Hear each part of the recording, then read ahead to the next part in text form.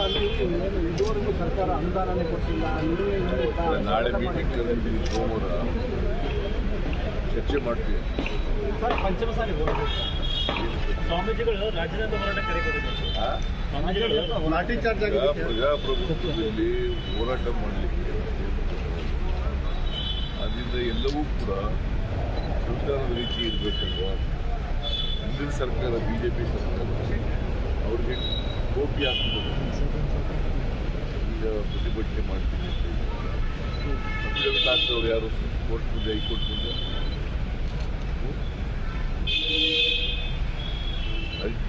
High court ಮುಂದೆ affidavit ಹಾಕ್ತವ್ರು ಯಾರು? 23/3/2023 affidavit ಹಾಕಿದ್ದಾರೆ. ಯಾರು ಹಾಕಿದ್ರು? ಯಾರೇ ಹಾಕಿದ್ರು? ಆಗ ಯಾರು ಸ್ವಾಮೀಜಿ ಇದ್ದವರು? ಬಿಜೆಪಿ ಅಲ್ವಾ? ಸ್ವಾಮೀಜಿ ಯಾರು? ಬಿಜೆಪಿ ಅವರಲ್ಲ, ಇದೇ ಸ್ವಾಮೀಜಿ ಅವರು. ಆಮೇಲೆ 27/3/2023 ಒಂದು ಆರ್ಡರ್ಸ್ ಮಾಡಿದ್ದಾರೆ. ಅವರು 2A ಕೇಳಿದ್ರೆ 2D ಮಾಡಿದ್ದಾರೆ. ಇವರು 2C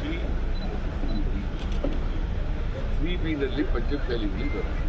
ಲಿಂಗಾಯತರು ಸಬ್ಸೆಕ್ಟು ಪಂಚಮಶಾಲಿಗಳಿದ್ದಾರೆ. ನಿಮಗೆ ಗೊತ್ತಾ ಎಷ್ಟು ಕ್ಯಾಟಗರಿ ಇದ್ದಾವೆ ಅಂತ? ಗೊತ್ತೇನ್ರಿ? ಗೊತ್ತಿದೆ, ಸುಮ್ಮನೆ ಬರೀತೀವಿ, ಕೇಳ್ತೀವಿ, ಪ್ರಶ್ನೆ ಕೇಳ್ತೀವಿ, ಬರೀತೀವಿ. There are 4 categories. Category 1, Category 2A, Category 2B, Category 3A, Category 3B. ಯಾರ್ಯಾರು ಬಂದಾರ ಗೊತ್ತಾ? 1A most backward. 1ನಲ್ಲಿ ಕ್ಯಾಟಗರಿ 1ನಲ್ಲಿ most backward. Category 2A more backward.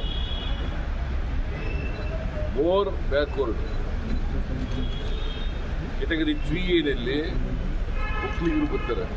ಒಕ್ಕಲಿಗರು ಮತ್ತು ಬೇರೆ ಕಮ್ಯುನಿಟಿ ಬರ್ತಾರೆ. 3B ಲಿಂಗಾಯತರು ಮತ್ತು ಬೇರೆ ಲಿಂಗಾಯತರು ಅಂತ ಇಟ್ಬಿಟ್ಟು. ಸೊ ಇದು 2002ರಲ್ಲಿ SM ಕೃಷ್ಣ ಅವರು ಮುಖ್ಯಮಂತ್ರಿ ಆಗಿರುವಾಗ ಆಗಿರ್ತಕ್ಕಂಥದ್ದು. ಮತ್ತು 2B ಮುಸ್ಲಿಮರು ಬರ್ತಾರೆ. ಅದನ್ನು 92ರಲ್ಲೇ ವೀರಪ್ಪ ಮೊಯ್ಲಿ ಅವರು ಮುಖ್ಯಮಂತ್ರಿ ಆಗಿರುವಾಗ ಅದನ್ನು ಮಾಡಿದ್ದಾರೆ. 92ರಲ್ಲಿ ವೀರಪ್ಪ ಮೊಯ್ಲಿ ಅವರು ಮುಖ್ಯಮಂತ್ರಿ ಆಗಿರುವಾಗ ಮಾಡಿದ್ದಾರೆ. ಆಗ ಯಾಕೆ ಮಾಡಲಿಲ್ಲ ಇವರು? ಪ್ರಶ್ನೆ ಮಾಡಲಿಲ್ಲ. ಏನು ಮಾಡಿದ್ರು ಅಂತಂದರೆ, ಹಿಂದಿನ ಸರ್ಕಾರ ಮುಸಲ್ಮಾನರಿಗೆ 4% ಕೊಟ್ಟಿದ್ರು ಅಂತ ರದ್ದು ಮಾಡಿಬಿಟ್ಟು 2% ಒಕ್ಕಲಿಗರಿಗೆ, 2% 2A ಅಲ್ಲ 3A 2%, 3B 2% ಕೊಟ್ಟರು. ಕಾನ್ಸ್ಟಿಟ್ಯೂಷನ್ ಅಲ್ಲ.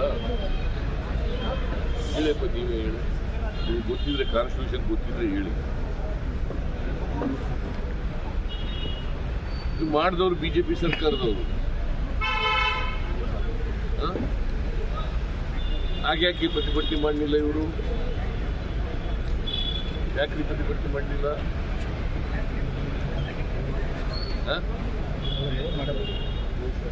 ಈಗ ಅದೇ ಸರ್ಕಾರದವರು ಇವ್ರ ಜೊತೆ ಸಪೋರ್ಟ್ ಮಾಡ್ತಾರೆ. ಆಮೇಲೆ ಇವ್ರಿಗೆ ಸರ್ಕಾರ ಇರುವಾಗ ಕೊಡಕ್ಕಾಗಲ್ಲ ಅಂತ ಮಾಡಿದ್ರು. ಅದಾದ್ಮೇಲೆ ಒಬ್ಬ ರಸೂಲ್ ಅಂತಕ್ಕಂಥವ್ರು ಸುಪ್ರೀಂ ಕೋರ್ಟ್ಗೆ ಹೋದ್ರು. ಮಾಡಿದ್ಮೇಲೆ 2C 2D ಮಾಡಿದ್ಮೇಲೆ some Muslim gentleman has gone to the Supreme Court challenging the orders of the BJP government. ಅವರು ಅಲ್ಲಿ ಇವ್ರ ಪರ ಅಪಿಯರ್ ಆಗಿದ್ದಂಥ ಲಾಯರು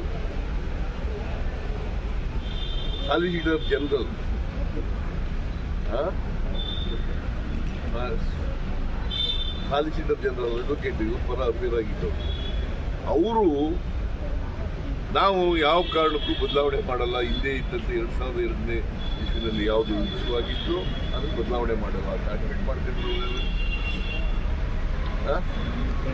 ಯಾರ್ರೀ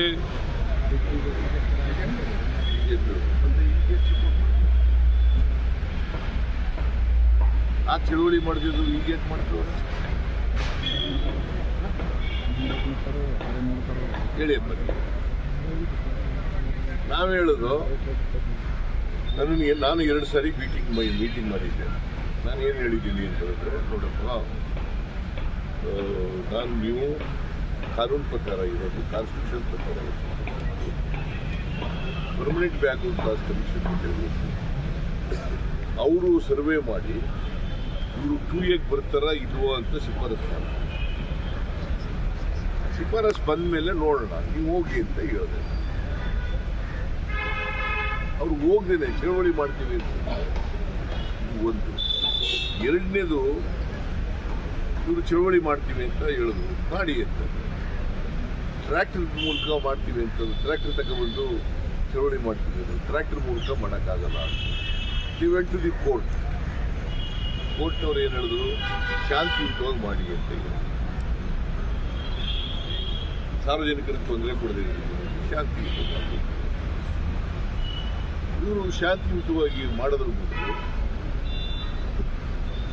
ಇವರು ಕಾನೂನನ್ನು ಕೈ ತಗೊಳ್ಳಿಕ್ಕೆ ಪ್ರಾರಂಭ ಮಾಡಿದ್ರು. ನಾನು 3 ಜನ ಮಿನಿಸ್ಟ್ರಿಗಳನ್ನ ಕಳಿಸ್ಕೊಟ್ಟೆ. 3 ಜನ. ಮಹದೇವಪ್ಪ ಸೀನಿಯರ್ ಮಿನಿಸ್ಟರ್, ವೆಂಕಟೇಶ್ ಆಮೇಲೆ Sudhakar higher education minister. Sudhakar, Venkatesh, Mahadevappa 3 ಜನ ಕಳಿಸ್ತಾರೆ.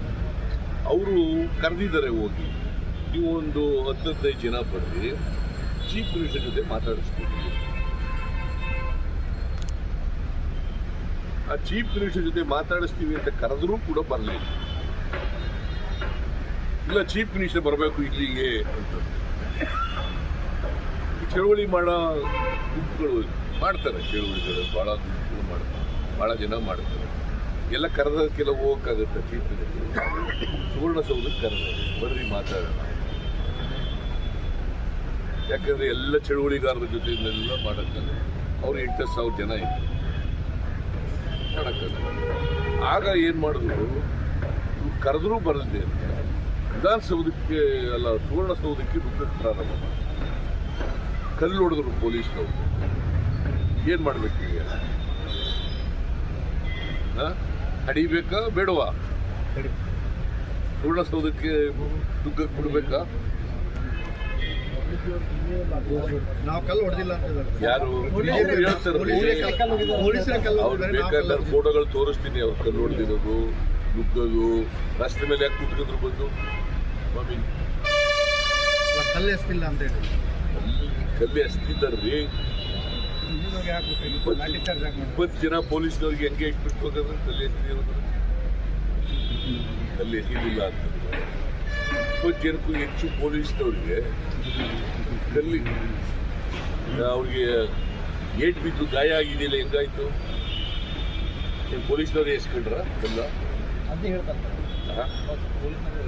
ನೋಡಪ್ಪ, ಅವ್ರು ಹೇಳೋದು ನಂಬ್ತೀವಿ, ನಾವು ಹೇಳೋದು ಅವ್ರು ಹೇಳೋದಕ್ಕೆ ಎಂದು ಹೇಳ್ತೀವಿ. ನಾನು ಹೇಳೋದಕ್ಕೆ ಬರೀ ನಾನು ಹೇಳೋದಕ್ಕೆ ಎವಿಡೆನ್ಸ್ ಇದೆ, ಅವ್ರು ಹೇಳೋದಕ್ಕೆ ಏನು ಎವಿಡೆನ್ಸ್ ಇಲ್ಲ. ಸರಿ, ಮುಂದೆ ಏನು ಸರ್? ಮುಂದೆ ಏನಿಲ್ಲ ನೋಡಪ್ಪ. ಅವರು ಮುಂದೆ ಏನು ಮಾಡಬೇಕು? have to go to the permanent backward class commission.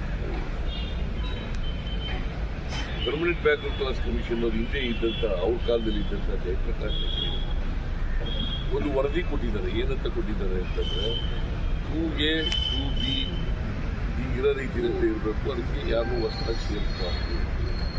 ಮತ್ತು 2Bನಲ್ಲಿ 4% ಇರ್ತಕ್ಕಂಥದ್ದನ್ನು ಮುಂದುವರಿಸಬೇಕು, ಅದನ್ನು ರದ್ದು ಮಾಡಬಾರ್ದು ಅಂತ ಹೇಳಿದ್ದಾರೆ. ಯಾರೇ ಕಾಲದಲ್ಲಿ ಹೇಳಿರೋದು? ಬಿಜೆಪಿ ಕಾಲದಲ್ಲಿ ಇದ್ದಂಥ ಜಯಪ್ರಕಾಶ್ ಹೆಗ್ಡೆಯವರು ಪರ್ಮನೆಂಟ್ ಬ್ಯಾಕ್ವರ್ಡ್ ಕ್ಲಾಸ್ ಕಮಿಷನ್ನ ಅಧ್ಯಕ್ಷರು ಹೇಳಿರ್ತಕ್ಕಂಥ. ನಾವು ಕಾನೂನು ಪ್ರಕಾರ ಹೋಗ್ಬೇಕಲ್ವ ಸರ್ಕಾರ ಅಂತಂದ್ರೆ ಏನು? ಅವ್ರು ಕೇಳೋದಕ್ಕೆ ನಮ್ದೇನು ತಕರಾರಿಲ್ಲ, ಚಳುವಳಿ ಮಾಡೋದಕ್ಕೆ ತಕರಾರಿಲ್ಲ, ಹೋರಾಟ ಮಾಡೋದಕ್ಕೆ ತಕರಾರಿಲ್ಲ. ಆದರೆ ಎಲ್ಲವೂ ಕೂಡ ಶಾಂತಿಯುತವಾಗಿ ಪ್ರತಿಭಟನೆ ಮಾಡಬೇಕು. ಕಾನೂನನ್ನು ಯಾರು ಕೂಡ ಕೈ ತಗೊಳ್ಳಬಾರದು.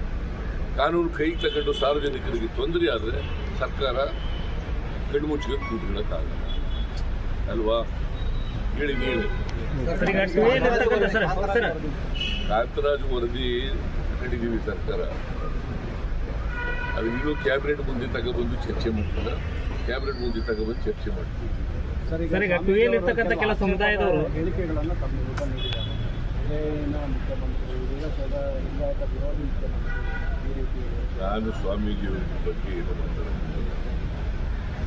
ಏನು ಮಾತಾಡಿದ್ದಾರೆ ಅದನ್ನು ಸಾರ್ವಜನಿಕ ಜನ ತೀರ್ಮಾನ ಮಾಡ್ತಾರೆ. ಜನರಿಂದಲ್ಲ, ಜನರು ತೀರ್ಮಾನ ಮಾಡ್ತಾರೆ.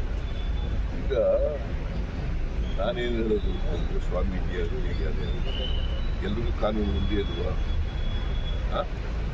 ಒಂದೇನೋ ಇದು ಬೇರೆ ಬೇರೆ ಇದೆಯಾ? ನನಗೂ ಒಂದೇ, ಸ್ವಾಮೀಜಿಯವ್ರಿಗೂ ಒಂದೇ, ಬೇರೆ ನಿಮಗೂ ಒಂದೇ ಅಲ್ವಾ? ಕಾನೂನು ಅಂದರೆ equality before law, equal protection of law, article 14 of the Indian constitution. Equality before law, equal protection ಅಲ್ವಾ? ಗೊತ್ತಾ ನಿಮಗೆ ಅದು? ಸರ್, ಈಗ ಟುವಿಯಲ್ಲಿರ್ತಕ್ಕಂಥ ಕೆಲ ಸಮುದಾಯದವರು ವಿರೋಧ ಮಾಡ್ತಾ ಇದ್ದಾರೆ.